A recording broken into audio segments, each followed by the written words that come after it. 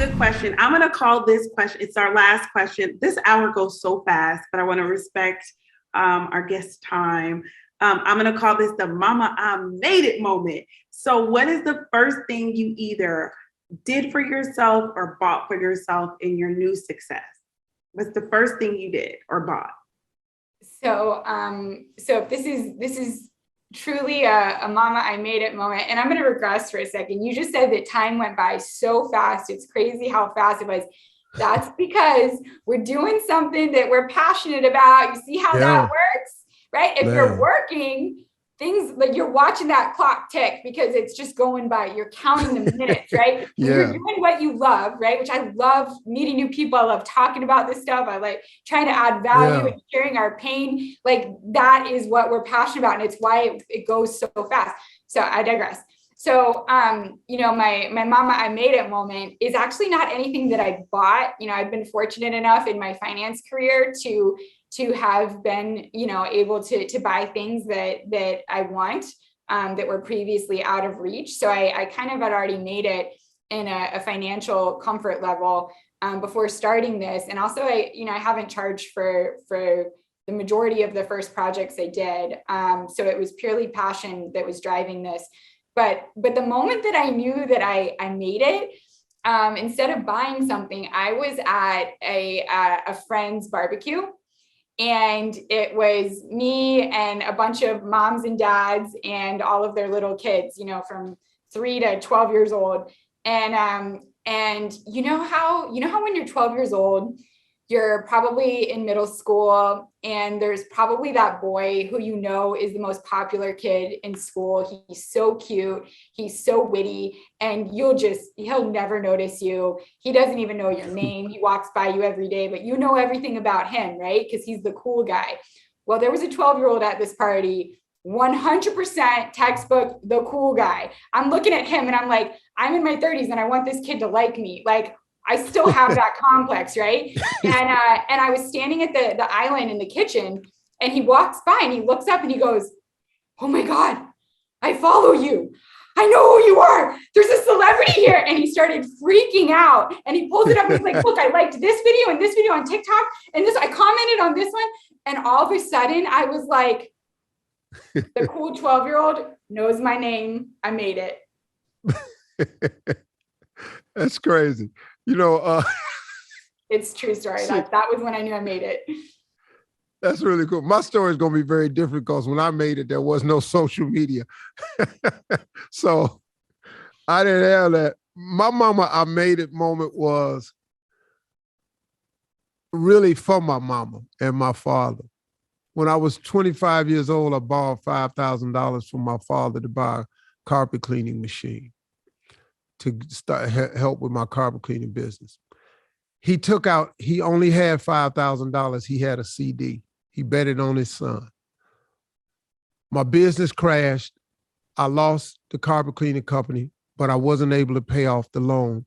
So my father had put up a $5,000 CD and that was all he had. And they took it. And man, let me tell you something. That was one of the most crushing moments of my life. As soon as I got my first check, my first big check from a TV show called Me and the Boys, I got a holding deal. I was homeless, so I got me an apartment. I needed a place to live first. But my Mama I Made It moment was, I flew to Cleveland on American Airlines. I gave my mom and daddy $25,000 cash.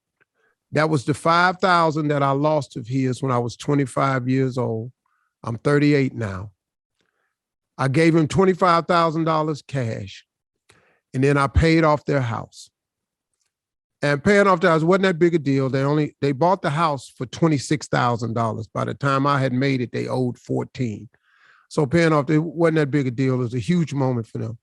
So it was about $40,000 total and I paid their house off and gave them $25,000. And my mother sat there and cried, and she told my daddy to get on the plane and go back out to LA and see what that boy doing, because he must be out there selling drugs, because ain't nobody paying him this kind of money to tell no jokes. Slick, go out there and talk to your son so he can stop doing what he's doing. But take this money and put it in the bank and pay that house off like that boy said. That was and I kid you not, that's a true story. She wanted to make sure I wasn't out there dealing, but she also paid that house off and took that 25 and put it in the bank before I got arrested. That's what she thought. My mother did not understand the money I was making from television. It just didn't click with her.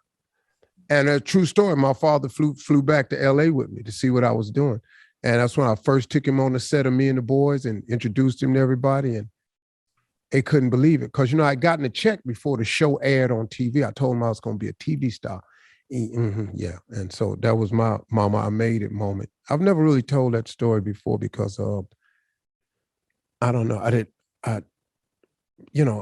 I had a different type of past. So my mother never thought I was a criminal of any kind, but that kind of money, the only people who had that kind of money in our neighborhood was criminals. So that's what she thought of me. So that was Mama, I Made It moment. Incredible. I love that story. I was going to say, all these years, I've never heard that story. See, you get the first exclusive here on Boston Powers. Well, Galey did that to me. Galey, I'm telling you, Galey, you've really been, for me, such a cool thing because when I first heard about this and you losing your health and your house and your fiance, see, when you said it in that one sentence, that's major, man. And it's really good for women because so many women are tied.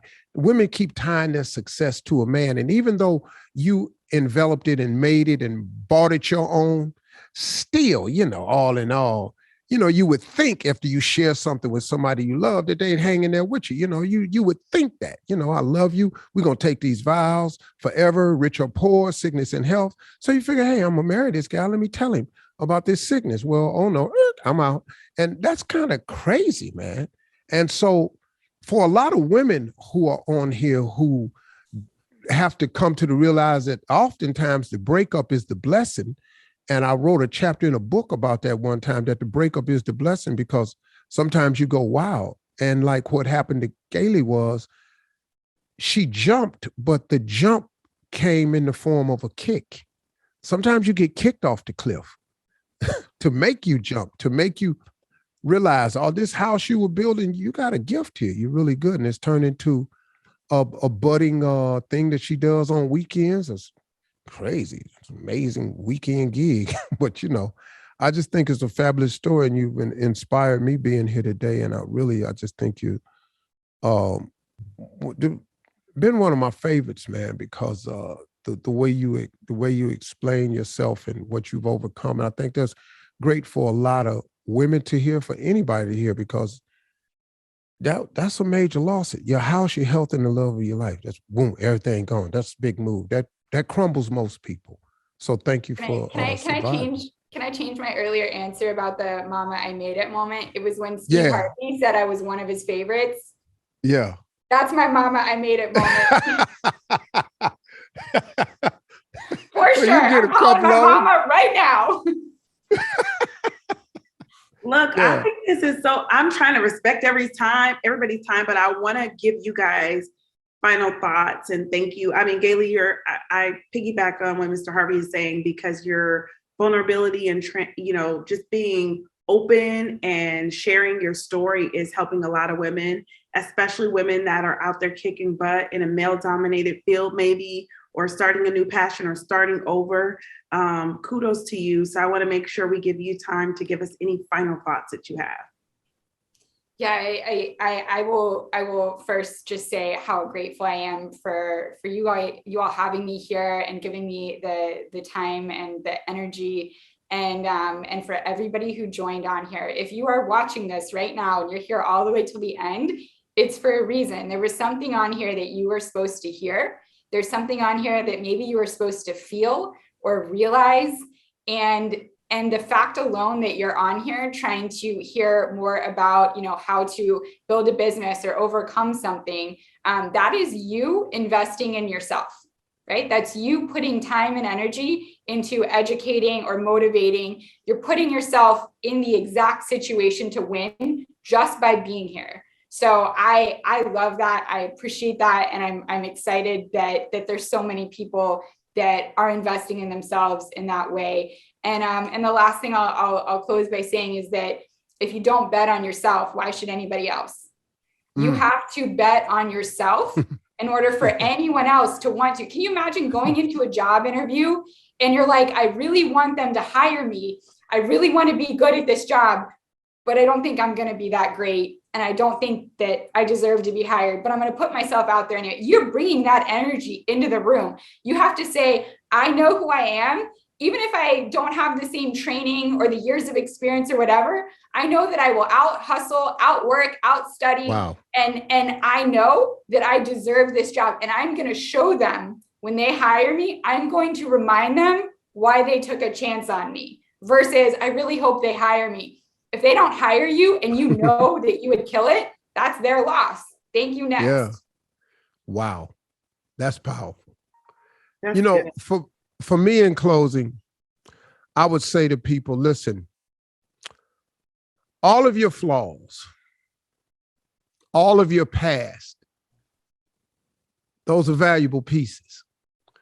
Those pieces got you and made you who you are today. Every last one of those flaws, as I listen, when I listen to people and then I give my side is always a little, kind of like Steve, you sure you should have said that? Well, I got no other way to say it to you because everything that I used to be, every flaw that I had, everything, stuff that people told me would never work, you got to stop doing that. God has taken all of my past and all my flaws and boxed them up and packaged them and allowed me to use them for the good. As long as I'm trying to do good, he can take all your past flaws and the things that people have criticized you for, use them for the good. Steve, if you don't learn how to speak proper grammar, you'll never make it on TV. Well, ain't nobody on TV like me. So now people tune in because ain't nobody like me. And I'm going to say that, ain't nobody like me. Now, if that's not how you talk, that's cool. But that helps make me me. Family Feud is that because I'm the way I am.